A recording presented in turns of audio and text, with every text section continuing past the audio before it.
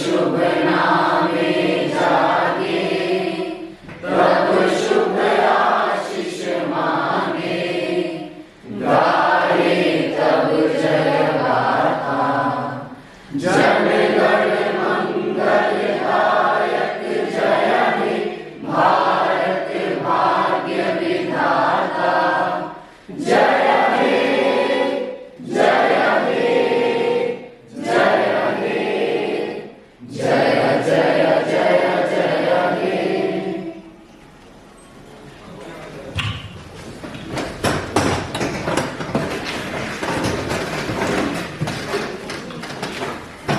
माननीय सदस्यगण, इस नए संसद भवन में यह मेरा पहला संबोधन है। इस भव्य इमारत का निर्माण आजादी के अमृत काल की शुरुआत में किया गया था। यह एक भारत श्रेष्ठ भारत की खुशबू से भरपूर है और भारत की सभ्यता और संस्कृति का प्रमाण है। यह हमारी लोकतांत्रिक और संसदीय परंपराओं का सम्मान करने के संकल्प को भी प्रतिबिंबित करता है। इसके अलावा यह 21वीं सदी के नए भारत के लिए नई परंपराएं बनाने की प्रतिबद्धता का प्रतीक है। मुझे विश्वास है कि यह नई इमारत ऐसी नीतियों पर सार्थक बातचीत का गवाह बनेगी जो हमारी आजादी के अमृत काल में विकसित भारत के विकास को आकार देगी। माननीय सदस्यगण, इस वर्ष हमारे संविधान को अपनाने का 75वां वर्ष भी है। इस दौरान आजादी के 75 साल का जश्न अमृत महोत्सव संपन्न हुआ। बीता साल भारत के लिए ऐतिहासिक उपलब्धियों से भरा रहा है। गंभीर वैश्विक संकटों के बीच भारत सबसे तेजी से बढ़ती प्रमुख अर्थव्यवस्था के रूप में उभरा।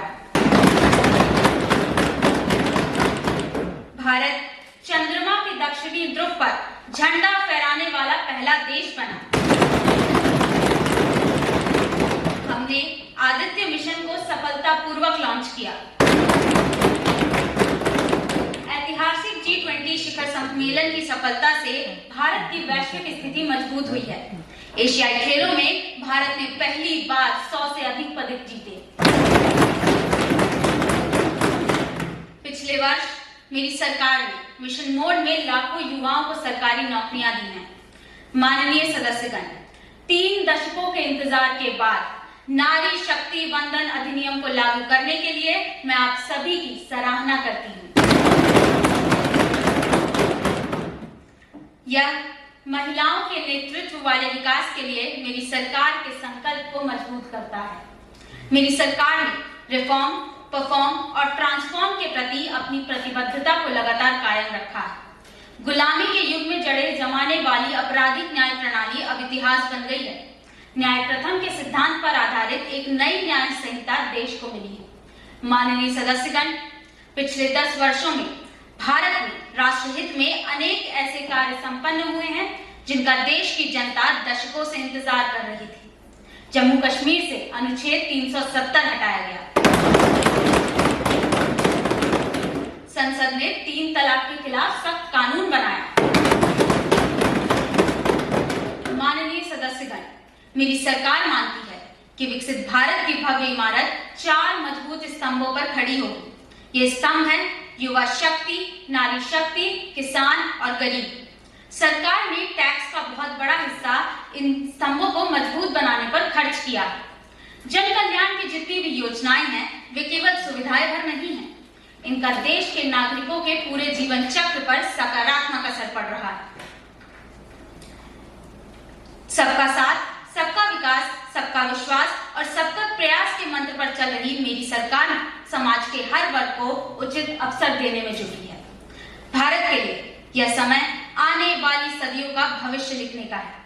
हमारे पूर्वजों ने हजारों वर्षों की एक विरासत हमारे लिए छोड़ी है। आज की पीढ़ी को भी ऐसी विरासत बनानी है जो सदियों तक याद रखी जाए। इसलिए मेरी सरकार एक बड़े विजन पर काम कर रही है। माननीय सदस्यगण, सभ्यताओं के कालखंड में ऐसे पड़ाव आते हैं जो सदियों का भविष्य तय करते हैं। इस वर्ष 22 जनवरी को भी देश ऐसे ही एक पड़ाव का साक्षी बना। सदियों की प्रतीक्षा के बाद अयोध्या में रामलला अपने भव्य मंदिर में विराजमान हो गए हैं। माननीय सदस्यगण, आप सभी करोड़ों भारतीयों की आकांक्षाओं के प्रतिनिधि हैं। इसलिए हम सभी को एक साथ मिलकर संकल्पों की सिद्धि के लिए जुटना होगा। श्रद्धेय अटल जी ने कहा था, अपनी ध्येय यात्रा में हम कभी रुके नहीं, किसी चुनौती के सम्मुख कभी झुके नहीं। मुझे पूरा विश्वास है कि यह नया संसद भवन भारत की ध्येय यात्रा को निरंतर ऊर्जा देता रहेगा, नई और स्वस्थ परंपराएं बनाएगा। वर्ष 2047 को देखने के लिए अनेक साथी तब इस सदन में मौजूद नहीं होंगे, लेकिन हमारी विरासत ऐसी होनी चाहिए कि तब की पीढ़ी हमें याद रखे। आप सभी को बहुत बहुत शुभकामनाएं। धन्यवाद। जय हिंद, जय भारत।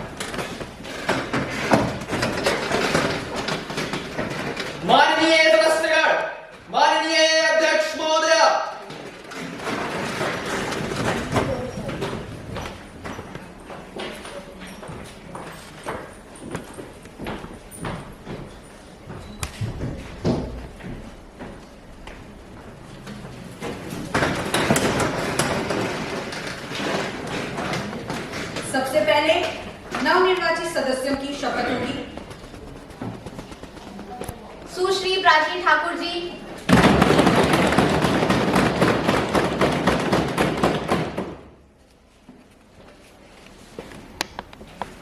आप अपनी शपथ किस भाषा में लेंगी? हिंदी।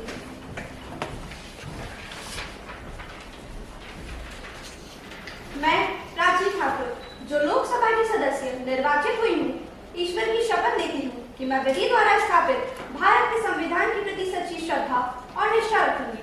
मैं भारत की प्रभुता और अखंडता अक्षुण्य रखूंगी तथा जिस पद को मैं ग्रहण करने वाली हूँ, उसके कर्तव्यों का श्रद्धापूर्वक निर्वहन करूंगी। जय हिंद।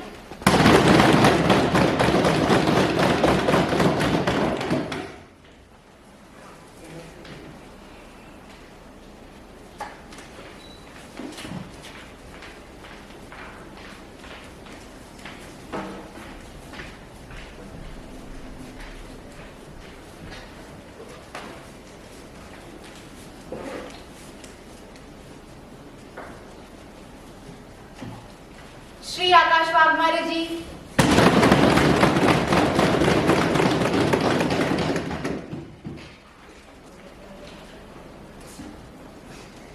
आप अपनी शपथ किस भाषा में लेंगे? मराठी भाषा।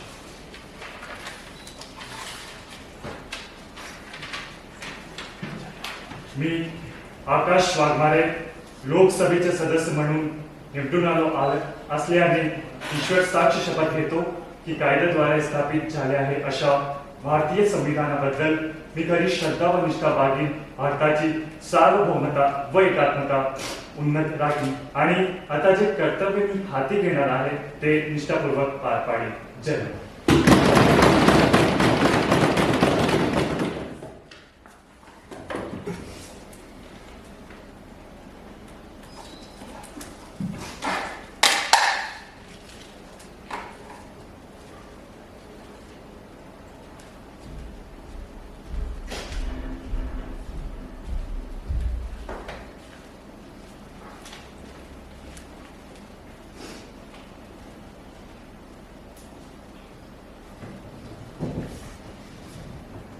माननीय सदस्यगण, मुझे अत्यंत दुख के साथ हमारे साथी के निधन के बारे में सभा को सूचित करना है।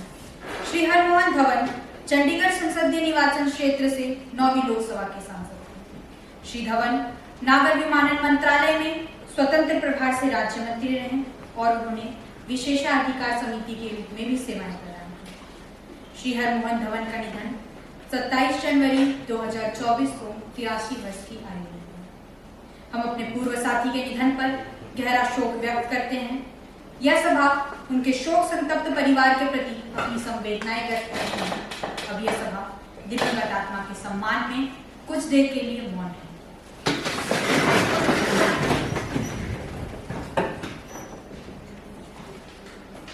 ओम शांति। ओम शांति।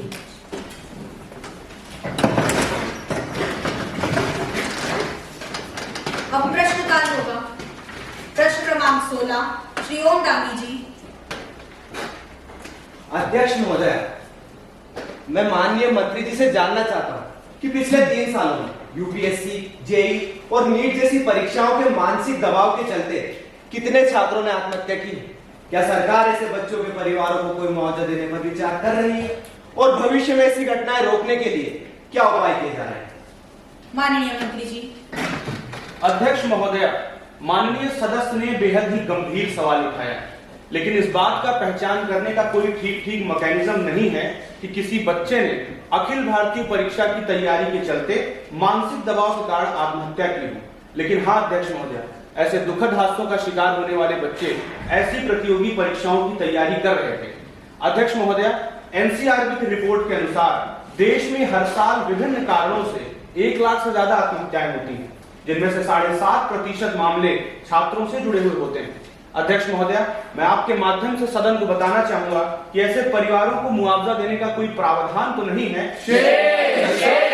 अध्यक्ष महोदय, लेकिन हमारी सरकार मानसिक स्वास्थ्य को लेकर गंभीर है। इसे ध्यान में रखते हुए हमारी सरकार ने अक्टूबर 2022 में ही एक नई योजना की शुरुआत की है, जिसके अंतर्गत वहां आने वाले कॉल्स पर विशेषज्ञ अपनी सलाह देते हैं। और अध्यक्ष महोदय, अब तक हमारी सरकार ने ऐसे करीब 64,000 से ज्यादा कॉल्स को अटेंड भी किया है। इसके साथ ही नई शिक्षा नीति के अंतर्गत बच्चों को पढ़ाई के मानसिक दबाव से मुक्त करने और उन्हें प्रतियोगी परीक्षाओं के लिए तैयार किया जाता है। श्री ओम गांधी जी। अध्यक्ष महोदय, मैं मंत्री जी को बताना चाहूंगा कि कोचिंग संस्थान इन दिनों छात्रों के जीवन पर संकट का सबसे बड़ा कारण बन गए हैं। बच्चे वहां का मानसिक तनाव और दबाव नहीं देख पा रहे हैं और इसीलिए आत्महत्या जैसा कदम उठा रहे हैं। कोचिंग की मंडी कहे जाने वाले अकेले कोटा शहर में वर्ष 2023 में अलग अलग कोचिंग संस्थानों के 24 छात्रों ने आत्महत्या की। मैं मंत्री जी से जानना चाहता हूँ कि क्या सरकार ऐसे कोचिंग संस्थानों पर पूरी तरह से रोक लगाएगी? माननीय मंत्री जी। अध्यक्ष महोदय, कोचिंग संस्थानों पर पूरी तरीके से प्रतिबंध लगाने या उनको बंद करने पर सरकार फिलहाल विचार नहीं कर रही है, लेकिन वहां पर बच्चों के साथ होने वाले व्यवहार और उन्हें पढ़ाई के मानसिक तनाव से मुक्त करने के लिए हमारी सरकार समय समय पर दिशा निर्देश जारी कर रही है। अध्यक्ष महोदय, इस समस्या का एक बड़ा कारण माता पिता की बच्चों से अधिक अपेक्षाएं भी हैं। कई बार उनकी मर्जी के विपरीत उन्हें खास कैरियर बनाने के लिए बाध्य कर दिया जाता है और भारी भरकम फीस भर के उन्हें कोचिंग संस्थानों में भर्ती करा दिया जाता है। अध्यक्ष महोदय, इस समस्या से निपटने के लिए स्वयं माता पिता को भी अपनी मानसिकता में बदलाव लाना होगा। और जहां तक सवाल हमारी सरकार का है, तो हमारी सरकार ने इसे ध्यान में रखते हुए पिछले दिनों ही एक महत्वपूर्ण दिशा निर्देश जारी करते हुए 16 साल से कम उम्र के बच्चों को कोचिंग संस्थानों में प्रवेश पर प्रतिबंध लगा दिया है। इसके साथ ही कोचिंग संस्थानों की उपलब्धि को लेकर बढ़ चढ़कर करने वाले दावे वाले विज्ञापन और उन विज्ञापनों में बच्चों के नाम व छवि के दुरुपयोग को लेकर हमारी सरकार ने कड़े दिशा निर्देश जारी किए हैं। अध्यक्ष महोदय, इसके उल्लंघन पर हमारी सरकार ने भारी भरकम जुर्माने का प्रावधान रखा है और आगे भी जो भी कदम होंगे वो सारे कदम हमारी सरकार उठाएगी, जिससे देश के नौनिहालों के जीवन को असमय समाप्त होने से बचाया जा सके। प्रश्न क्रमांक 35 वंशिका चौबे जी। अध्यक्ष महोदया, ये सरकार जब से आई है डिजिटल इंडिया का ढिंढोरा पीट रही है। नोटबंदी के समय भी इन्होंने कहा था कि डिजिटल लेन देन देश में भ्रष्टाचार खत्म करने का जरिया बनेगा। भ्रष्टाचार तो खत्म हुआ नहीं, उल्टे इस डिजिटल इंडिया ने देश के लोगों को साइबर क्राइम का शिकार जरूर बना दिया है। अध्यक्ष महोदया, हर साल देश में 10,000 करोड़ से ज्यादा की साइबर ठगी हो रही है और अकेले वर्ष 2023 में साइबर अपराध के 11 लाख से अधिक मामले हुए हैं और सरकार डिजिटल इंडिया पे अपनी पीठ ठोक रही है। शांति बनाए रखें और कृपया आप अपना प्रश्न पूछें। अध्यक्ष महोदया, मैं माननीय मंत्री जी से जानना चाहूंगी कि उनकी सरकार साइबर क्राइम को रोकने के लिए क्या उपाय कर रही है और क्या इस क्राइम में हुए लोगों के नुकसान की भरपाई करेगी ये सरकार? माननीय मंत्री जी। माननीय अध्यक्ष महोदय, डिजिटल इंडिया हमारी सरकार का एक महत्वाकांक्षी कार्यक्रम है। इसने लोगों के जीवन को सुविधापूर्ण बनाया है। आज करोड़ों लोग डिजिटल लेन देन कर रहे हैं। यहां तक कि सब्जी वाले और रेडी वाले भी QR कोड के जरिए अपना भुगतान लेने लगे हैं।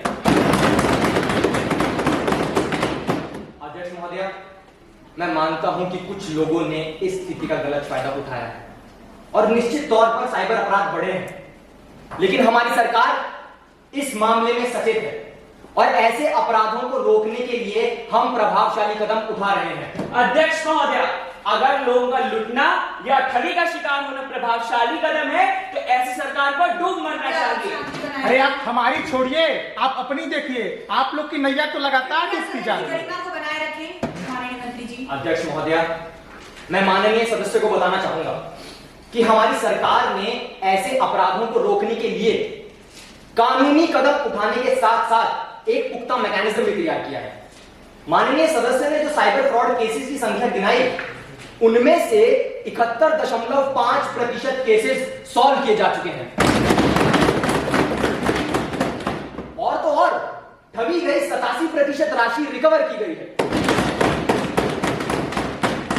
अध्यक्ष महोदय, ऐसे अपराधियों के खिलाफ कार्रवाई करते हुए अभी तक 3,20,000 से ज्यादा सिम कार्ड ब्लॉक किए गए हैं। हमारी सरकार ऐसे अपराधों को रोकने के लिए जागरूकता अभियान भी चला रही है।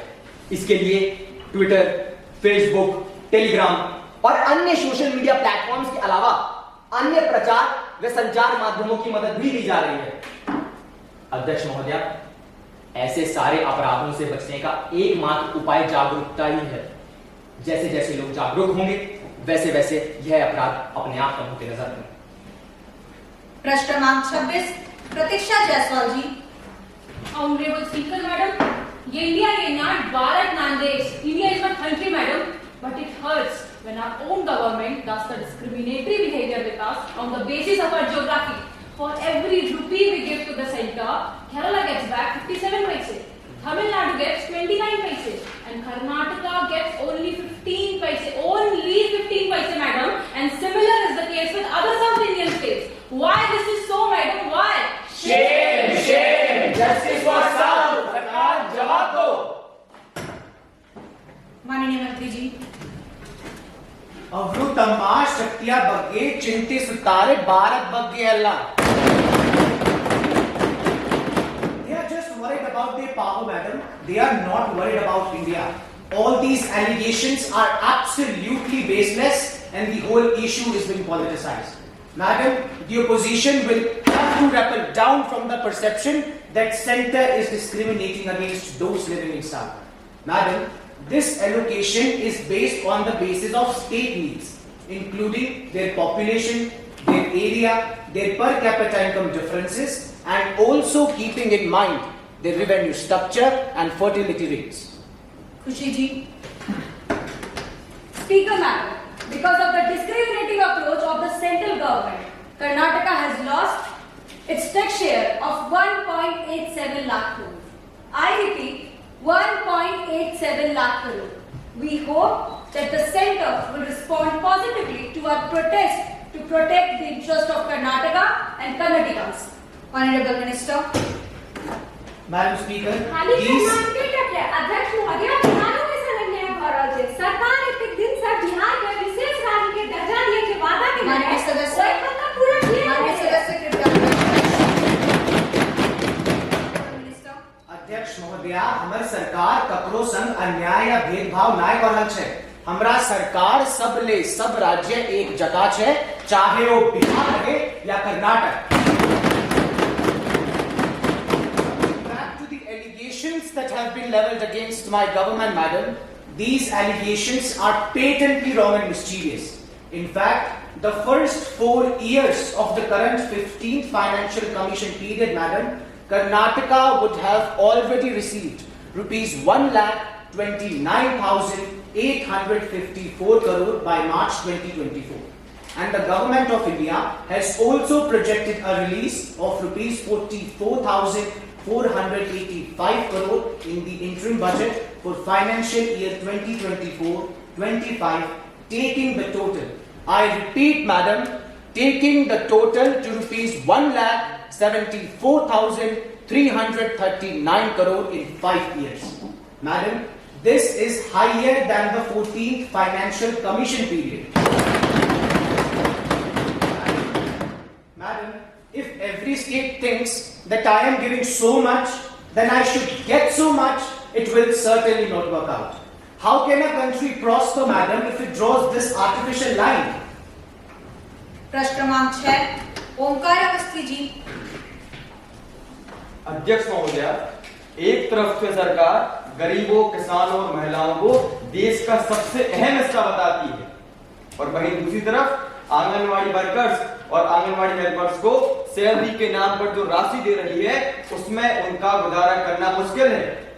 महोदया, 3 से 6 साल तक के बच्चों की प्री स्कूलिंग गतिविधियों से लेकर माताओं के पोषण जैसी कई जिम्मेदारियां संभालने वाली आंगनवाड़ी वर्कर्स को मात्र 4500 रुपए प्रति माह और आंगनवाड़ी हेल्पर्स को मात्र 2700 रुपए प्रति माह। महोदय, मात्र 2700 रुपए प्रति माह मिलते हैं। खुद को महिलाओं का हितैषी बताने का ढिंढोरा पीटने वाली सरकार क्या आंगनवाड़ी वर्कर्स की सैलरी बढ़ाने की मांग पर विचार करेगी? माननीय मंत्री जी। माननीय अध्यक्ष महोदय, सबसे पहले तो मैं माननीय सदस्य की सराहना करूंगी कि उन्होंने आंगनबाड़ी कार्यकर्ताओं के मानदेय के बारे में बोला, लेकिन मैं ये जानना चाहती हूँ कि उनकी ये चिंता उस समय कहा गई थी जब ये खुद सत्ता में थे और एक आंगनबाड़ी सहायिका को मात्र 750 रुपए मिलते थे। महोदया, असल में हमारी सरकार आने के बाद आज आंगनबाड़ी कार्यकर्ताओं और मिनी आंगनबाड़ी कर्मियों को 4500 रुपए मिल रहे हैं। इसके अलावा अन्य गतिविधियों के लिए 250 से लेकर 500 रुपए तक मिल रहे हैं।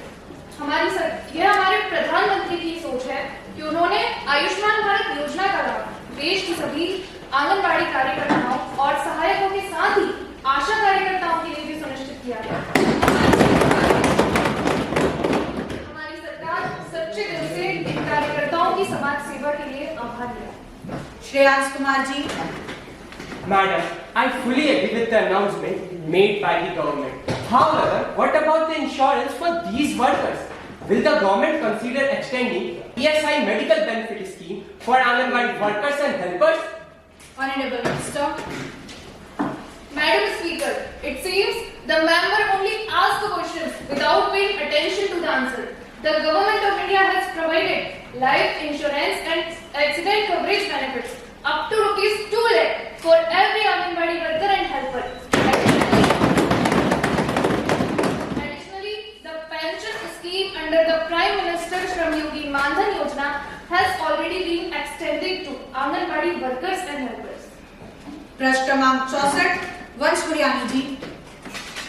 माननीय अध्यक्ष महोदय, यह सरकार महिलाओं के कल्याण के लिए बनाई गई योजनाओं का लगातार बखान करती है, लेकिन जमीनी हकीकत इसके बिल्कुल विपरीत है।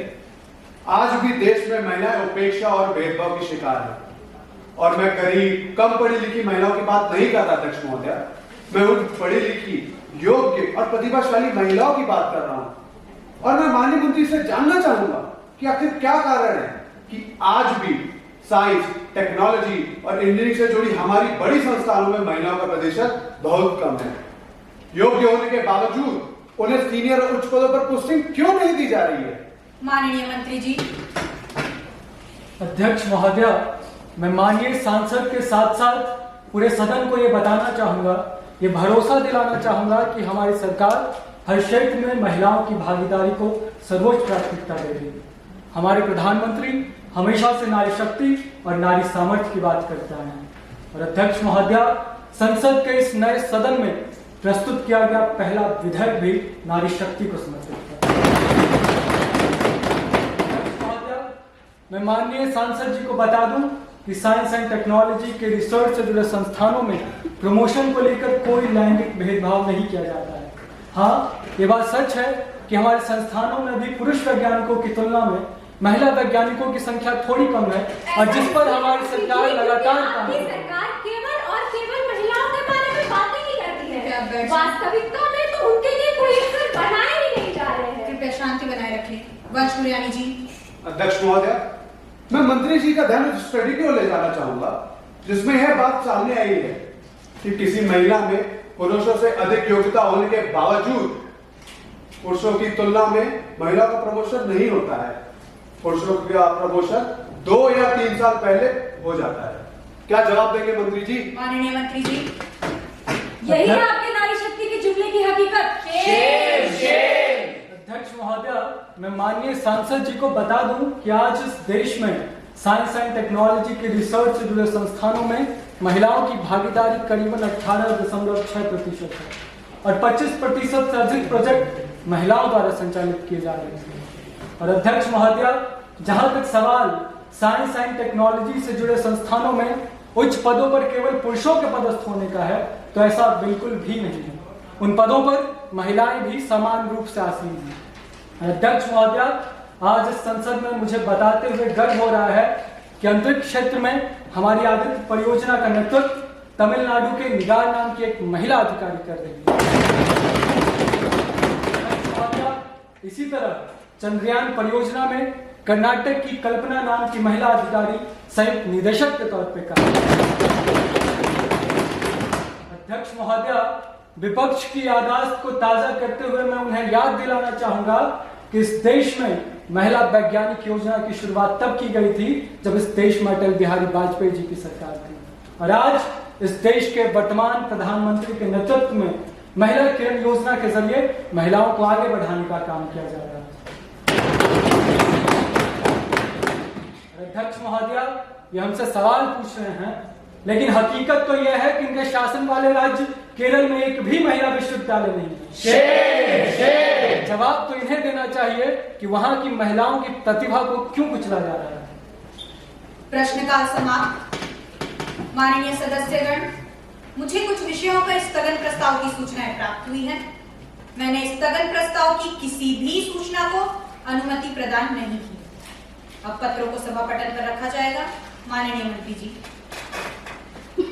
महोदय, मैं भारतीय संग्रहालय कोलकाता के वर्ष 2022-23 के वार्षिक प्रतिवेदन तथा इंदिरा गांधी राष्ट्रीय कला केंद्र नई दिल्ली के वर्ष 2021-22 के वार्षिक लेखा परीक्षा प्रतिवेदन के हिंदी व अंग्रेजी संस्करण की एक प्रति सदन के पटल पर रखूंगा।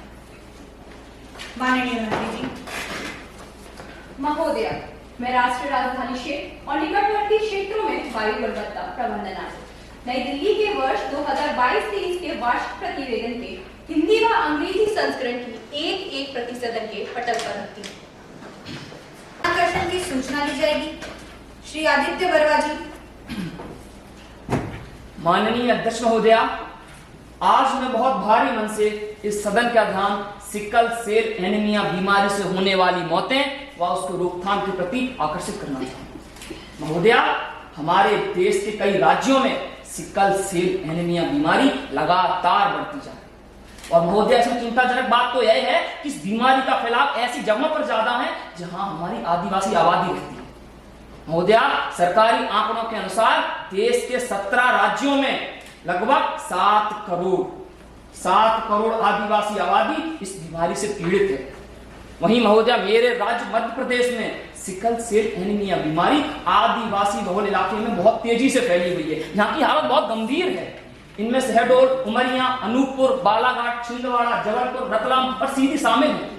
महोदया, खुद जनजाति कार्य मंत्रालय की एक रिपोर्ट कहती है कि आदिवासी आबादी में हर 86 में से एक को ये बीमारी जन्म से ही होती है और ऐसे में हमारे जनजाति इलाकों में रहने वाले आदिवासी भाइयों की आर्थिक स्थिति किसी से छिपी नहीं है।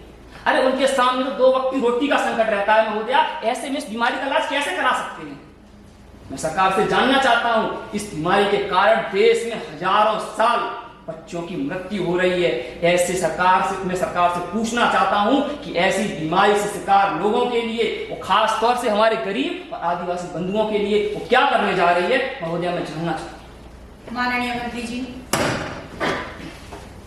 माननीय अध्यक्ष महोदय, मैं सबसे पहले तो माननीय सदस्य का धन्यवाद देना चाहूंगा कि उन्होंने बहुत ही गंभीर और संवेदनशील मुद्दा उठाया।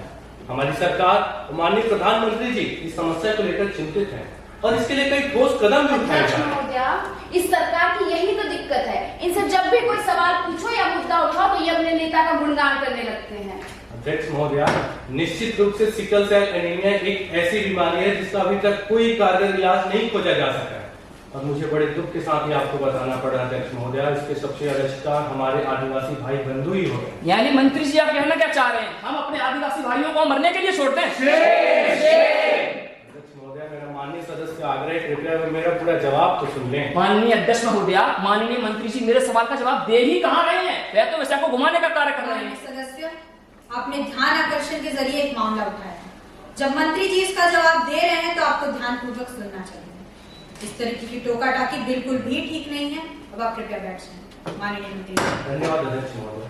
महोदय, सिकल सेल एनीमिया रक्त से संबंधित बीमारी है जो माता पिता से बच्चों तक पहुंचती है और इससे बचने के लिए जागरूकता ही सबसे अहम उपाय है और हमारी सरकार ने इस काम को मिशन मोड में ले लिया। अध्यक्ष महोदय, मिशन मोड में वर्ष 2023-24 के बजट में माननीय वित्त मंत्री जी ने सिकल सेल एनीमिया को 2047 तक पूर्णतः समाप्त करने के उद्देश्य से राष्ट्रीय सिकल सेल एनीमिया उन्मूलन मिशन की घोषणा की थी और माननीय सदस्य के गृह राज्य में माननीय प्रधानमंत्री जी ने जुलाई 2023 को इस मिशन की शुरुआत भी कर दी है। इसका उद्देश्य इस बीमारी से हो रही चुनौतियों से निपटना है। सबसे पहले उन 17 राज्यों को प्राथमिकता दी जाएगी जहां इसका फैलाव अधिक है। यह कार्यक्रम राष्ट्रीय स्वास्थ्य मिशन का हिस्सा होगा और आदिवासी क्षेत्रों में स्क्रीनिंग, रोकथाम और प्रबंधन पर खास ध्यान दें। अध्यक्ष महोदया, इस मामले में केंद्र सरकार पूरी तरह गंभीर है और कई राज्य भी इसके लिए कई ठोस कदम उठा रहे हैं और माननीय सदस्य के गृह राज्य मध्य प्रदेश की प्रदेश सरकार ने 2021 में इसके लिए एक ठोस कदम उठाई है। अध्यक्ष महोदया, मैं आपके माध्यम से पूरे सदन को बताना चाहूंगा कि ये बीमारी सिर्फ और सिर्फ जागरूकता से काबू में लाई जा सकती है और मेरा माननीय सदस्यों से आग्रह है, कृपया वो अपने अपने संसदीय क्षेत्रों में इस बीमारी से शिकार हुए लोगों को चिन्हित करें, जागरूक करें ताकि हम सब मिलकर 2047 तक इस बीमारी को हमारे देश से पूर्णतः समाप्त कर दें। धन्यवाद। अब बिल प्रस्तुत किया जाएगा। माननीय मंत्री जी। Honorable Speaker Madam, I beg to move for leave to introduce a bill to prevent unfair means in the public examinations and to provide for matters connected therewith or incidental thereto. प्रश्न यह है कि लोक परीक्षाओं में अनुचित साधनों के निवारण और उससे संबंधित अनुषंगिक विषयों का उपबंध करने वाले विधेयक को पुनः स्थापित करने की अनुमति प्रदान की जाए। जो सदस्य पक्ष में हैं वो हाँ कहें, हाँ। जो विपक्ष में हैं वो ना कहें, ना। हाँ की जीत हुई, प्रस्ताव स्वीकृत हुआ। अब नियम 193 के अंतर्गत ऐतिहासिक श्री राम मंदिर के निर्माण और श्री राम लला की प्राण प्रतिष्ठा पर चर्चा होगी। श्री उद्यांश पांडे जी। माननीय अध्यक्ष महोदया, अयोध्या में भव्य राम मंदिर निर्माण और 22 जनवरी 2024 को वहां रामलला की प्राण प्रतिष्ठा का आयोजन संपूर्ण भारतवर्ष और भारत की संसद ही नहीं अपितु इस सदन को भी गौरवान्वित करने वाला प्रसंग है। मैं सौभाग्यशाली हूं कि मुझे इस संबंध में सदन में प्रस्ताव रखने का अवसर मिला। माननीय अध्यक्ष महोदया, सदियों की प्रतीक्षा के बाद इस अविस्मरणीय क्षण का साक्षी बनना हमारी पीढ़ी के लिए एक ऐतिहासिक पल है, परंतु अत्यंत खेद का विषय है कि कुछ लोग इसको भी सांप्रदायिकता की दृष्टि से देख रहे हैं। अरे हाँ माननीय सदस्य, जैसे कि आप। माननीय अध्यक्ष महोदया, इन लोग के इन्हीं विचारों को देखते हुए मुझे गोस्वामी तुलसीदास जी का एक दोहा याद आता है कि जाती रही भावना जैसी, देखी प्रभु मूर्ति कैसी। भगवान श्री राम केवल हिंदुओं के नहीं, वे सबके राम है। ये मत पंथ संप्रदाय को बाद में बने, श्री राम के समय यह कुछ भी नहीं था। भगवान श्री राम भारत की आत्मा है, भगवान श्री राम भारत का स्व है, भगवान श्री राम भारत की पहचान है और एक तरह से यह समय भारत के सांस्कृतिक पुनरुत्थान का है। हम अत्यंत सौभाग्यशाली हैं कि उस अपूर्ण कार्य को पूर्ण करने का अवसर हमारी सरकार और हमारे आदरणीय प्रधानमंत्री जी को मिला। माननीय अध्यक्ष महोदया, इस देश ने वह भी कालखंड देखा है जब सरकार के कर्ता धर्ताओं ने तो भगवान श्री राम के अस्तित्व को ही नकार दिया था। परंतु वर्तमान परिप्रेक्ष्य में राम मंदिर का निर्माण इस देश के लोगों को उनका आत्मगौरव लौटाने वाला कार्य है। प्रतीक्षित कार्य कार्य को पूर्ण करने के लिए मैं मेरी सरकार, नेता सदन आदरणीय प्रधानमंत्री जी को हृदय से साधुवाद देता हूं। आदरणीय अध्यक्ष महोदया, आपने मुझे इस संबंध में सदन में प्रस्ताव रखने का अवसर दिया, इसके लिए मैं आपका भी हृदय से साधुवाद ज्ञापित करता हूं। बहुत बहुत धन्यवाद। श्री यश वाजपेयी जी। आदरणीय अध्यक्ष महोदय, मैं सदन में लाए गए प्रस्ताव पर अपनी पार्टी का पक्ष रखने जा रहा हूं। महोदया, यह देश भक्ति और आस्था का देश है। यहाँ हम अपनी सद्भावना से विविधता को बांधते हैं और ज्ञान हमारी सबसे बड़ी ताकत है और मानवता सबसे बड़ी पहचान। सेवा भाव हमारे समाज को जोड़ता है। समूची मानवता के प्रति सेवा की भावना और विश्व बंधुत्व के द्वारा ही भारत में समाज को जोड़े रखने का कार्य किया है। महोदय, धर्म का अर्थ क्या है? धर्म का अर्थ है सत्य, न्याय, करुणा और समानता के मार्ग पर चलना, और भगवान राम का भी जीवन हमें यही सिखाता है। महोदया, भगवान राम न किसी एक व्यक्ति के हैं न किसी एक समूह के, वे तो हम सबके। महोदया, भगवान राम का भी जीवन हमें यही सिखाता है।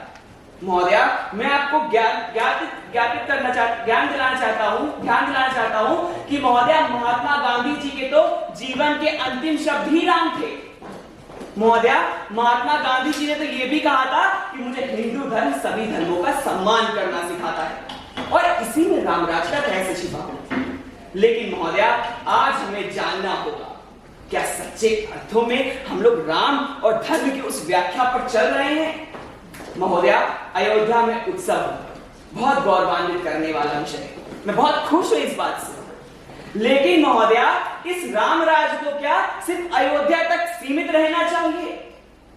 महोदया, मैं जानना चाहता हूं, इस नए भारत के नए रामराज में क्या मणिपुर भी आता है क्या? महोदया, अयोध्या में उत्सव हुआ, लेकिन एक तरफ एक राज्य है मणिपुर, वो जल रहा है महोदया, जल रहा है। उसका क्या? शेर, शेर।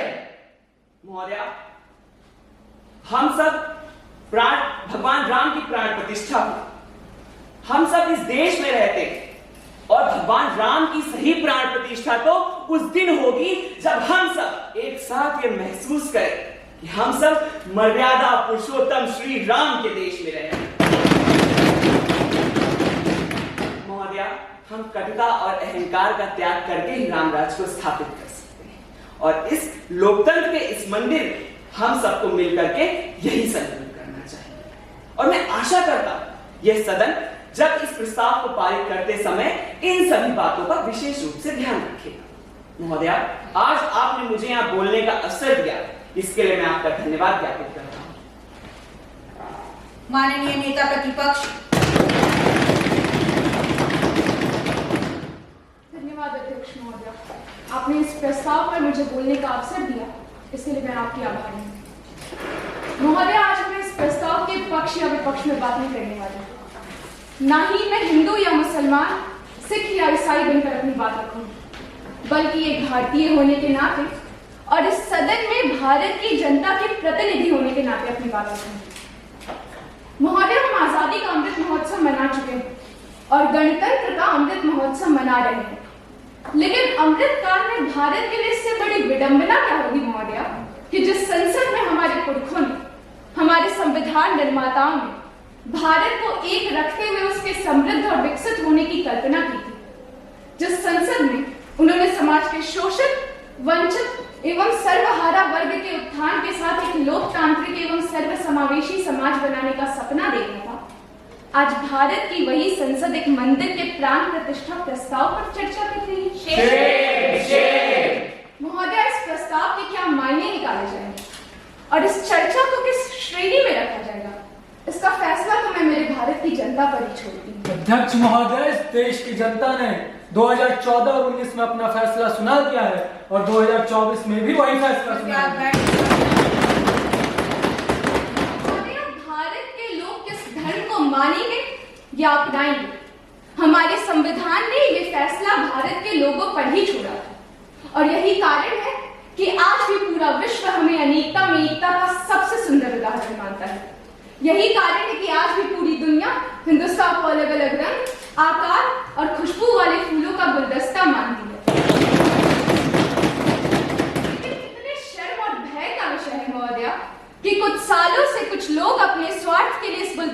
एक ही रंग, एक ही आकार और एक ही खुशबू में बसा देने की कोशिशें कर रहे हैं। इनकी ये नापाक कोशिशें हमें, हमारे समाज और हमारे देश को कहां ले जाएंगी कहना मुश्किल है। जैसे हालात हैं महोदया, हमारे लोकतंत्र का क्या स्वरूप होगा और हमारे संविधान की क्या हैसियत होगी, ये भी कोई नहीं बता सकता। महोदया, मैं भी हिंदू हूं और मेरी उपासना पद्धति भी वही है जो इस देश के करोड़ों हिंदुओं की है। श्री राम का मंदिर बनने से मैं नाखुश हूं ऐसा भी नहीं है, लेकिन साथ ही मुझे इस बात का एहसास तो है महोदय कि श्री राम किसी एक के नहीं है, वो इस देश के हैं, वो पूरे भारतवर्ष के हैं। और इस देश के बाकी नागरिकों की तरह मुझे भी पीड़ा होती है, दुख होता है अध्यक्ष महोदया, जब सत्ता के भूखे कुछ लोग उन्हें एक धर्म से जोड़ देते हैं, उनके नाम पर राजनीति करते हैं, उनके नाम पर वोट मांगते हैं। महोदया, स्थिति यह है कि एक खास समूह, गुट या दल से जुड़ने वालों की राम भक्ति असली राम भक्ति मानी जाती है। बाकियों को अछूत या देशद्रोही मान लिया जाता है या उन्हें खत्म करने के इरादे जताए जाते हैं। महोदय, आज हम इस संसद में चर्चा तो मंदिर के प्राण प्रतिष्ठा प्रस्ताव पर कर रहे हैं, लेकिन जिस तरह से भगवान को प्रतिष्ठित करने का श्रेय एक व्यक्ति विशेष को दे रहे हैं, ये संस्कृति भारत की संस्कृति नहीं है महोदया, भारत की संस्कृति नहीं है। माननीय अध्यक्ष महोदया, अब क्या तारीख के हिसाब से धर्म बदलने वाले ये लोग हमें हमारी संस्कृति की शिक्षा देंगे? महोदय, हमारा समाज तो वो समाज रहा है जहां अलग उपासना पद्धति को मानने वाले अल्लामा इकबाल तक ने श्री राम को इमाम हिंद कहा था। उन्होंने लिखा है राम के वजूद पे हिंदुस्तान को नाज, अहले नजर समझते हैं इसको इमाम हिंद। अध्यक्ष महोदय, जिस श्री राम के नाम का हल्ला इन्होंने मचा रखा है, अगर उसे ठीक से पढ़ लिया होता तो इन्हें पता होता कि उस राम ने कभी समाज को बांटने की शिक्षा नहीं। क्या ये अपनी राजनीति में भूल गए कि उन्होंने तो केवट को, शबरी को, वानर सेना को सबको गले लगाया था? महोदय, ये सरकार भले ही सबका साथ, सबके विकास और सबके विश्वास की बात करती हो, लेकिन इनकी करनी में सिर्फ और सिर्फ अहम और अहंकार का भाव छिपा है। मैं सुन रही थी, प्रधानमंत्री जी प्राण प्रतिष्ठा समारोह के अपने भाषण में बोल रहे थे कि राम आग नहीं ऊर्जा है। कौन सी ऊर्जा प्रधानमंत्री जी? क्या चुनावी राजनीति में काम आने वाली ऊर्जा? अरे ये देश जानता है कि आपने इस ऊर्जा का इस्तेमाल वोटों की राजनीति को उकसाने के लिए किया है। लेकिन याद रखिए, राम उन्माद का नहीं, आस्था का विषय है। वो हम सब की, इस पूरे भारतवर्ष की आस्था का केंद्र है। उनकी पहचान सिर्फ रावण का अंत करने वाले की नहीं, मर्यादा पुरुषोत्तम की भी है। और इससे ज्यादा दुर्भाग्य की बात राम के चाहने वालों के लिए और क्या होगी अध्यक्ष महोदया, कि हर स्तर पर मर्यादाओं का हनन करने वाली ताकतें आज राम के नाम की दुहाई दे रही हैं। महोदय, आज हम इस संसद में मंदिर के प्राण प्रतिष्ठा प्रस्ताव पर चर्चा कर रहे हैं, बहुत अच्छी बात है। और मैं इस बात से भी 100% सहमत हूँ कि हमें राम चाहिए, इस देश को राम राज्य भी चाहिए, लेकिन कौन से राम? महोदय, हमें गांधी के राम चाहिए, गोडसे के राम नहीं। इन्होंने तो गांधी के राम को भी नकार दिया, कितना दिखावा करेंगे ये लोग? बैठ जाए माननीय मंत्री जी। महोदय, हम पर आरोप लगाए जाते हैं कि हम राम के विरोधी हैं, हम मंदिर के विरोधी हैं। अरे आरोप लगाने वाले कम से कम ये तो सोच लेते कि राम के इस देश में राम के भक्तों के बीच राम का अनादर कौन कर सकता है? हाँ महोदय, इनके और हमारे राम में फर्क तो है, और फर्क सिर्फ इतना है कि हमारे लिए राम आराध्य और आस्था का केंद्र है और इनके लिए राजनीतिक कारोबार चलाने वाली पूंजी। अरे हमारे लिए तो राम भारत का परिवेश है और इनके लिए राजनीतिक निवेश।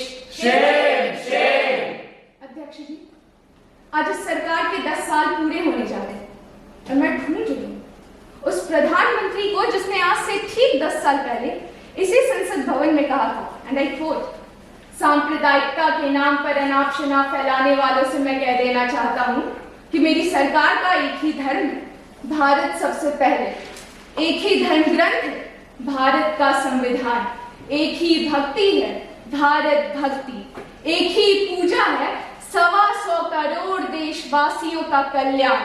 किसी को भी धर्म के आधार पर किसी के साथ भेदभाव करने का अधिकार नहीं है। हमारा संविधान हजारों सालों के चिंतन की अभिव्यक्ति है। देश संविधान के दायरे में चलेगा, मेरी जिम्मेदारी है कि सरकार कैसे चले। अध्यक्ष जी, आज मैं सरकार को और इनके प्रधानमंत्री को इन्हीं की बातें याद दिलाते हुए इनसे अपेक्षा करूंगी कि अरे और किसी की कही हुई बात पर चलिए ना चलिए, अपनी कही हुई बात पर तो चलिए। भगवान श्री राम ने तो धर्म और मर्यादा की रक्षा के लिए वचनों का पालन करते हुए सिंहासन त्याग करके वनवास स्वीकार कर लिया था। मैं समझ सकती हूँ प्रधानमंत्री जी को सिंहासन से बड़ा लगाव है, इतना आसान नहीं होता हर किसी लिए कुर्सी का त्याग करना। लेकिन जिस राम के नाम पर आप वोट मांगते हैं माननीय नेता सदन, उसकी इज्जत रखते हुए अपने वचनों और मर्यादाओं का पालन कर लेते हैं।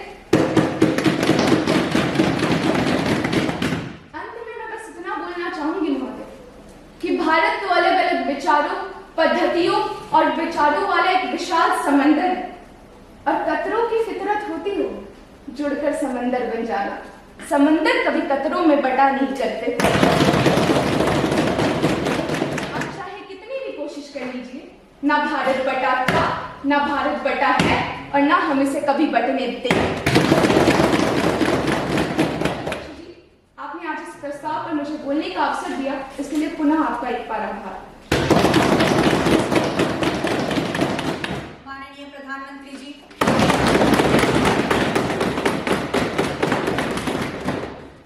माननीय अध्यक्ष महोदय, सबसे पहले तो मैं आपके प्रति आभार व्यक्त करना चाहता हूं कि आपने मुझे इस प्रस्ताव पर बोलने का अवसर दिया। संयोग से ये इस लोकसभा का अंतिम सत्र है, और उससे भी बड़ा संयोग ये है कि आज यहाँ देश की आस्था के केंद्र भगवान श्री राम पर चर्चा हो रही है। महोदय, इस देश के कुछ लोगों के लिए राम पर बात करना शर्म का विषय है, लेकिन करोड़ों देशवासियों के लिए राम पर बात करना, राम की पूजा करना गर्व का विषय है।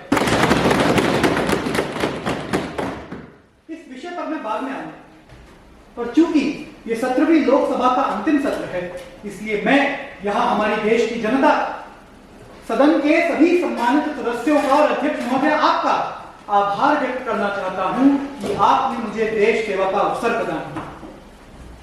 अध्यक्ष जी, मैंने जो कुछ भी किया रामकाज समझकर ही किया। तुलसीदास ने भी रामचरितमानस में लिखा है, रामकाज कीन्हे बिना मोहे कहां विश्राम।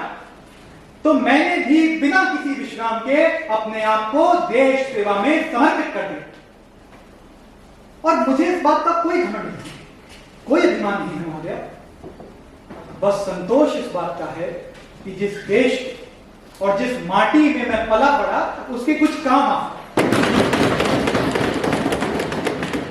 रामकाज में जो योगदान उस गिलहरी का था, मेरा योगदान भी उतना ही। हाँ अध्यक्ष महोदय, दोनों का काम केवल नाम मात्र का ही तो था। महोदय, आज का दिन लोकतंत्र की गौरवशाली परंपरा का महत्वपूर्ण दिवस है। पिछले 5 वर्षों में देश ने कई चुनौतियों का सामना किया, मगर जिस तरह से हमने उन चुनौतियों का सामना किया, वो देश और दुनिया के लिए एक मिसाल है। ये 5 वर्ष देश में रिफॉर्म, परफॉर्म एंड ट्रांसफॉर्म के रहे। ऐसा बहुत कम ही होता है कि एक ही साथ देश में रिफॉर्म भी, परफॉर्म भी हो और ट्रांसफॉर्म होता हुआ हम अपनी आंखों के सामने देखें। महोदया, इसी संसद के कार्यकाल में देश और दुनिया ने कोविड महामारी का दंश झेला, मगर जिस तरह से हमने उसका सामना किया वो एक मिसाल है, और न ही उसका सामना किया बल्कि देश और दुनिया की मदद में भी पीछे नहीं रहे। इसी संसद ने ऐतिहासिक धारा 370 को हटाया और देश को एक नई न्याय संहिता दी। भारत एक राजनीतिक और आर्थिक शक्ति बनकर उभरा है। हमें G20 की अध्यक्षता मिलना हमारी वैश्विक मान्यता और कूटनीतिक सफलता का पर्याय है। महोदया, जब जब सदन के इस सत्र की चर्चा होगी, तब तब नारी शक्ति वंदन अधिनियम का भी जिक्र होगा। विज्ञान और तकनीक में भी हमने कई नवाचार किए। भारत के कदम चांद तक जा पहुंचे। अध्यक्ष जी, मैंने एक बार लाल किले से कहा था कि हम मिनिमम गवर्नमेंट और मैक्सिमम गवर्नेंस के लक्ष्य के साथ काम कर रहे हैं। मेरा मानना है कि लोगों की जिंदगी से जितना जल्दी सरकार निकल जाए उतना ही लोकतंत्र का सामर्थ्य बढ़ेगा। अध्यक्ष महोदय, हम भी यही मानते हैं कि नेता सदन की सरकार जितनी जल्दी इस देश से निकल जाएगी, देश का भला भी उतनी जल्दी हो जाएगा। महोदया, लोगों की रोजमर्रा की जिंदगी में सरकार टांग क्यों अड़े? हाँ, जो अभाव में है उनके लिए सरकार हर पल मौजूद हो। महोदया, ये हमारा सपना है कि हम लोगों की जिंदगी से सरकारी दखल को दूर कर देंगे, क्योंकि अगर आपकी जिंदगी में सरकारी दखल हो तो वो तंत्र, लोकतंत्र तो कदापि नहीं हो सकता। ये हमारा सपना है और हम इसे पूरा करेंगे। माननीय अध्यक्ष महोदय, आज राम मंदिर के प्रस्ताव को लेकर जो इस सदन में चर्चा हो रही है, वो देश की भावी पीढ़ी को अपने मूल्यों पर गर्व करने की शक्ति देगी। महोदया, कभी कभी मुझे लगता है कि हम सिर्फ नाम के लिए ही खुद को भारतवासी कह लेते हैं, क्योंकि भारत को समझना, अपने इतिहास को जानना और अपनी संस्कृति पर गर्व करना हमें कभी सिखाया ही नहीं गया। सदियों तक इस देश में ऐसे भारत के निर्माण की नींव रखी गई जिसमें सब कुछ था, पर नहीं था तो भारत नहीं था। महोदया, इस देश ने ऐसा भी समय देखा है जब कुछ लोगों ने हमें हमारी धर्म से, संस्कृति से, अध्यात्म से, कुल मिलाकर हमें हमारी जड़ों से काटने का काम किया। उसे आधुनिकता बनाकर प्रस्तुत किया गया। हद तो तब हुई जब कुछ लोगों ने हमारे आराध्य, हमारे अस्तित्व और हमारे स्व भगवान श्री राम और कृष्ण को भी अस्तित्वहीन बता दिया। महोदया, हमारी पहचान है भारत के स्व से। हर देश की अपना एक स्व होता है जो उसे अपनी सांस्कृतिक परंपराओं और देवतुल्य पुरखों से मिलता है। अगर कोई भारत को पहचानना चाहेगा तो किससे पहचानेगा? राम से, कृष्ण से, बुद्ध से, महावीर से, स्वामी विवेकानंद से, महात्मा गांधी से, या गीता से, या रामायण से ही पहचानेगा ना। अरे हमारी पहचान तुलसी या वाल्मीकि से होगी या फिर शेक्सपियर और वर्ड्सवर्थ से? हम चाणक्य से पहचाने जाएंगे या फिर कार्ल मार्क्स से? महोदया, अभी यहां अल्लामा इकबाल का जिक्र किया। हमें राम की महत्ता बताने के लिए इकबाल याद है, तुलसी या वाल्मीकि नहीं। वो इकबाल जो देश को छोड़कर चले गए, वो इकबाल जिन्होंने हमेशा देश को कोसने का काम किया, उनकी कही हुई बात हमारे लिए संदर्भ है।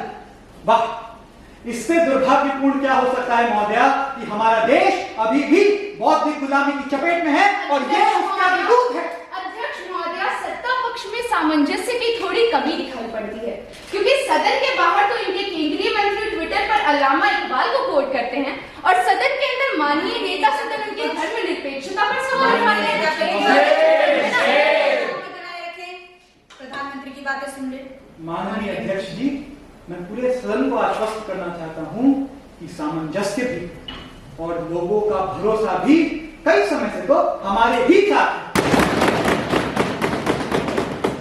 यहां संविधान का जिक्र किया गया, धर्मनिरपेक्षता की बातें कही गई, मगर राम का नाम या उनका स्मरण धर्मनिरपेक्षता का उल्लंघन नहीं है।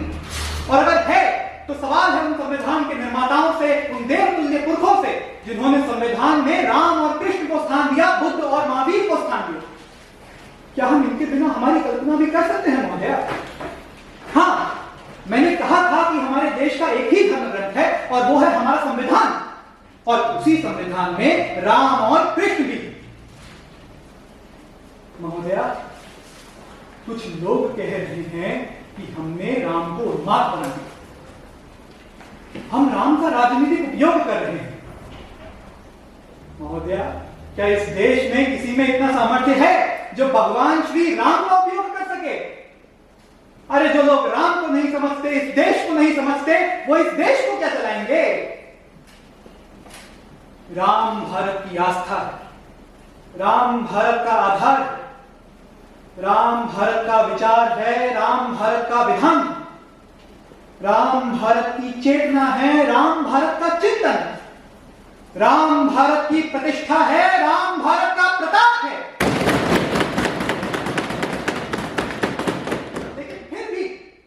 लेकिन फिर भी महोदया, कुछ लोग नैरेटिव गढ़ने की कोशिश कर रहे हैं कि हमको राम का राजनीतिक उपयोग करना है। हम राम का राजनीतिक उपयोग कर रहे हैं। महोदया, आज भी भारत के चरित्र को गढ़ने वाले सनातन को नष्ट करने की बातें कही जा रही हैं। लेकिन अब भारत जाग गया है। महोदया, भारत जाग गया है। अब ये इंडिया वाला इंडिया नहीं रहा।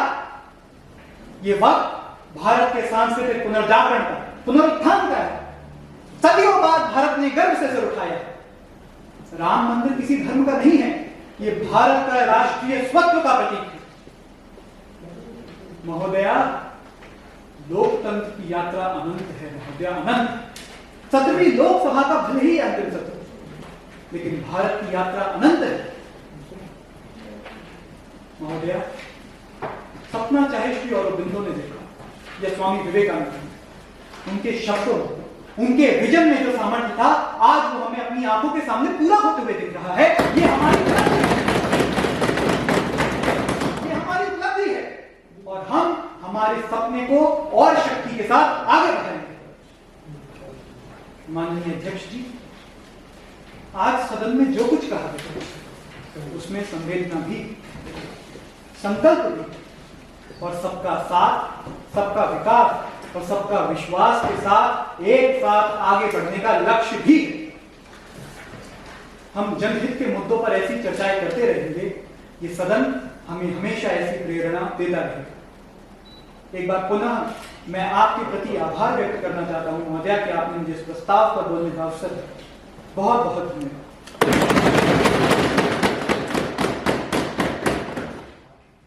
माननीय सदस्यगण, 17वीं लोकसभा का आज समापन हो रहा है। हमें गर्व है कि हमने भारत के अमृत काल में संसद के पुराने और नए दोनों भवनों में अपने संसदीय जिम्मेदारियों को गंभीरतापूर्वक निभाया। हम सभी के जीवन में यह अवसर हमेशा यादगार रहेगा।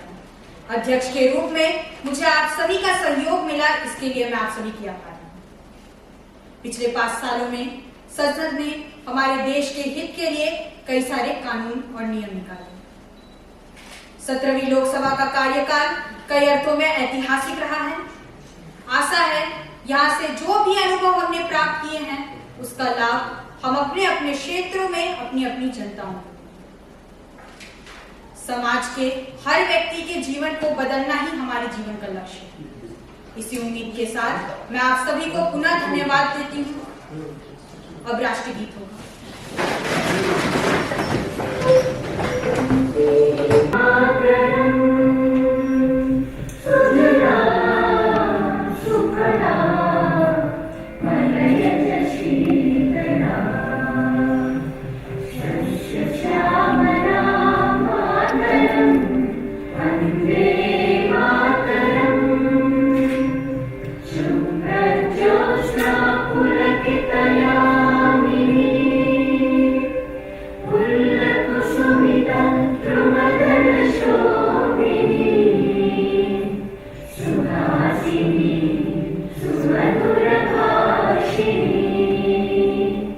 सुखदां वरदां मातरं वन्दे